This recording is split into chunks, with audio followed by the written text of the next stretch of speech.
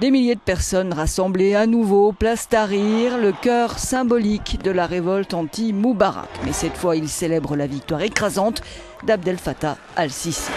L'ancien chef de l'armée, 59 ans, a remporté à 97% des voix les élections présidentielles, un pourcentage à relativiser compte tenu du faible taux de participation, moins de 50%.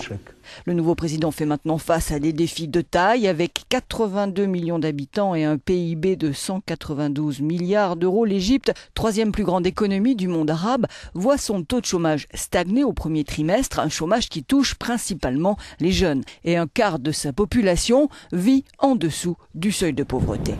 Après 3 ans de troubles, l'économie égyptienne est aujourd'hui au bord du gouffre. Malgré l'aide venue du Golfe et d'Amérique, les réserves en devises ont fondu de moitié depuis 2011. Les investissements étrangers se sont presque volatilisés. Quant au tourisme, l'un des piliers de l'économie, il représente plus de 11% du PIB. Il paye le prix fort. Les revenus tirés de ce secteur clé ont chuté de 12,5 milliards de dollars en 2010 à 5,8 aujourd'hui.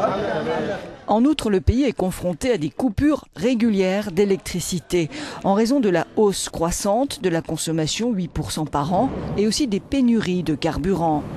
Cette pénurie de gaz et de pétrole est aggravée par la production nationale stagnante, le manque d'investissement dans les infrastructures dans un mauvais état chronique à cause de l'instabilité politique. Al-Sisi, qui s'est présenté comme le garant de l'ordre, sait que sa tâche ne sera pas facile. Il doit faire face à ses nombreux adversaires qui soutiennent encore Mohamed Morsi, renversé en juillet dernier.